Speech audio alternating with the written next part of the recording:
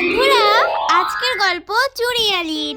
টোনা, তুমি যেই দিন থেকে অসুস্থ হয়েছো সেই দিন থেকে লোকের বাড়ি কাজ করে আমি সংসার চালাচ্ছি।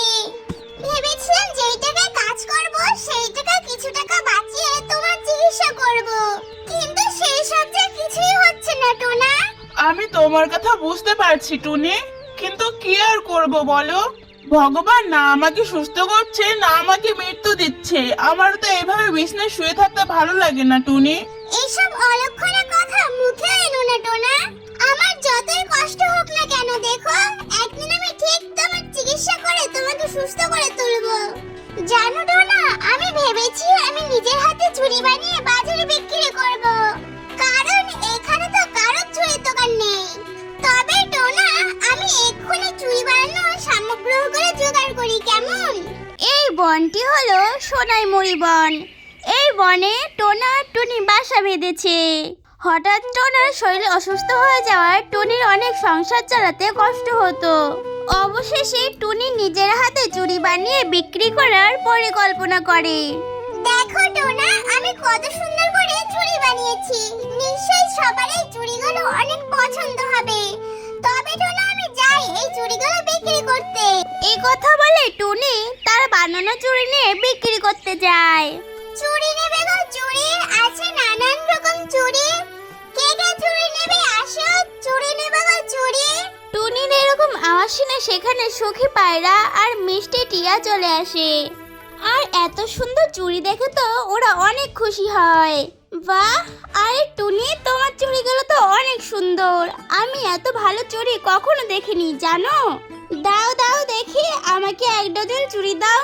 তবে টুনি, তুমি এত ভালো ভালো চুড়ি কোথায় পেলে? এইগুলো আমি নিজের হাতে বানিয়েছি। তোমাদের অনেক ভালো লেগেছে, তাই না? হ্যাঁ হ্যাঁ টুনি, তোমার বানানো চুড়ি আমাদের সত্যি অনেক ভালো লেগেছে। এখন থেকে আমরা সবাই তোমার কাছ থেকে চুড়ি নেব, বুঝলে? এখন কথা না বাড়িয়ে আমাকে 2 ডজন চুড়ি দাও তো দেখি। এরপর টুনি সুখী পায়রা ও মিষ্টি টিয়াকে চুড়ি দেয়। সুখী পায়রা আর মিষ্টি পায়রা টুনিকে টাকা দিয়ে খুশি মনে সেখান থেকে বাড়ি চলে যায়। এইভাবেই টুনি সারাদিন চুড়ি বিক্রি করে টাকা উপার্জন করে। আর ধীরে ধীরে টুনির বানানো চুড়ির কথা সারা বনে ছড়িয়ে পড়ে। অন্যদিকে টুনির বাড়ির পাশেই থাকা কাকলি কাকের এইসব একদমই সহ্য হচ্ছিল না।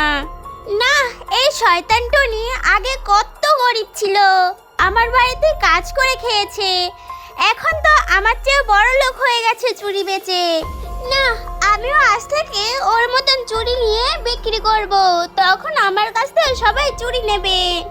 আমিও তখন টাকা উপার্জন করে ওর থেকে বেশি বড় লোক হয়ে যাব। এইসব কথা বলে কাকলি কাক সেদিন থেকে চুড়ি বিক্রি করা শুরু করে। কি গো শালু শালিক, কোথায় যাচ্ছ তুমি, তাও আবার আমার চুড়ি না নিয়েই? এসো এসো, চুড়ি কিনে নিয়ে যাও আমার থেকে। জানো, আমি এই ভালো ভালো চুড়িগুলো অনেক সস্তার দামে বিক্রি করব। নাও নাও। না না কাকলি, আমি তোমার কাছ থেকে কোনো চুড়ি কিনবো না। তোমার বানানো চুড়ি থেকে টুনির চুড়ি অনেক ভালো, বুঝলে? তাই তুমি যতই সস্তার দামে চুড়ি বিক্রি করো না কেন, আমরা কেউ তোমার কাছ থেকে চুড়ি কিনবো না। এই কথা বলে শালু শালিক রেগে সেখান থেকে চলে যায়। কি, আমার চুড়ি থেকে টুনির চুড়ি অনেক ভালো? দাঁড়াও টুনি, আজকে আমি তোমার সব চুড়িগুলো ভেঙে ফেলবো, তখন দেখবো তোমার ওই ভাঙা চুড়ি কে কিনে নেয়। এই কথা বলে কাকলি কাক টুনির বাড়িতে যায় আর টুনির বাড়ি গিয়ে সব চুড়িগুলো ভেঙে দিয়ে আসে। ভেঙে দিয়ে সেখান থেকে ছুটতে পালিয়ে যায়। আর এইসবের কিছুই টোনা জানতে পারে না, কারণ টোনা ঘুমিয়েছিল। আর একটু পরেই টুনি বাসায় ফিরে আসে। হায় ভগবান, আমার কি এত বড় সর্বনাশ করলো! আমি একটু আগে চুড়িগুলো বানিয়ে বনে দানা আনতে গিয়েছিলাম।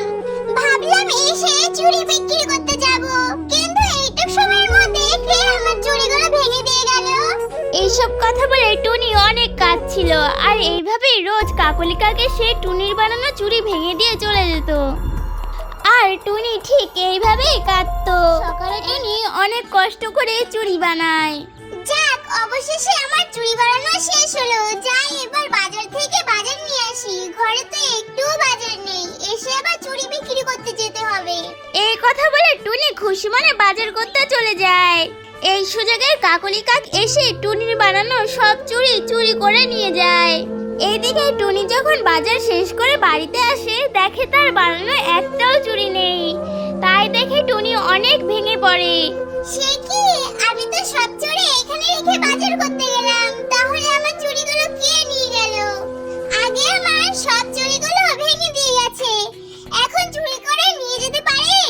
তখন ঠিক আছে, আজকে থেকে আমি আর কোনো চুড়ি বানাবো না, তখন দেখি কে আমার চুড়ি নিয়ে যায়। এসব বলে টুনি অনেক কাঁদতে থাকে আর সেদিন থেকে চুড়ি বানায় না। টুনি পাখিকে চুড়ি বানাতে না দেখে একদিন সব পাখি তার বাড়িতে আসে। কি গো টুনি, তুমি এখন চুড়ি বিক্রি করো না কেন বলো তো? আর 2 দিন পরে তো আমার মেয়ের বিয়ে, আমি ভেবেছিলাম তোমার বানানো চুড়ি আমার মেয়ের হাতে পরাবো, কিন্তু এখন তুমি আর চুড়ি বিক্রি করতে দেখা যায় না কেন বলো তো? তুমি এখন আর চুড়ি বানাও না নাকি? এখন বলো তো তোমার কি হয়েছে? এরপর টুনি চুরির কথা তাদেরকে সব খুলে বলে, আর এসব শুনে পাখিদেরও অনেক কষ্ট হয়। আহারে টুনি, তুমি কষ্ট পেও না, দেখবে একদিন তুমি সেই চোরকে খুঁজে পাবে। তাহলে আমরা আসছি টুনি। এরপর তারা সেখান থেকে চলে যায় আর এইভাবেই বেশ কিছুদিন কেটে যায়। আর টোনাটুনির সংসারে অনেক অভাব দেখা দেয়। একদিন টুনি অসহায় হয়ে কাকলি কাকের বাড়ি যায় সাহায্য চাইতে। তখন টুনি দেখে কাকলি কাকের বাসায় তার বানানো চুড়ি। তখন টুনি অনেক রেগে যায়। কি গো কাকলি কাক, আমার বানানো চুড়ি তোমার বাসায় কেন? তার মানে তুমি এতদিন ধরে আমার চুড়ি চুরি করেছো? দাঁড়াও, আমি এখন বনের সব পাখিদের বলছি।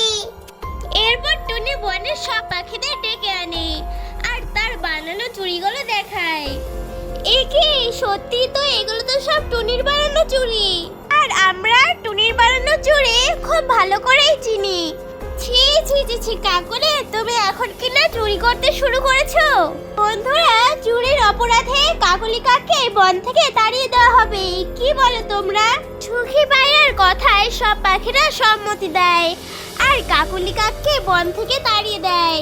আর তখন থেকে টুনি আবারও চুরি বানিয়ে বিক্রি করতো আর টুনির দিনগুলো ভালো কাটতো।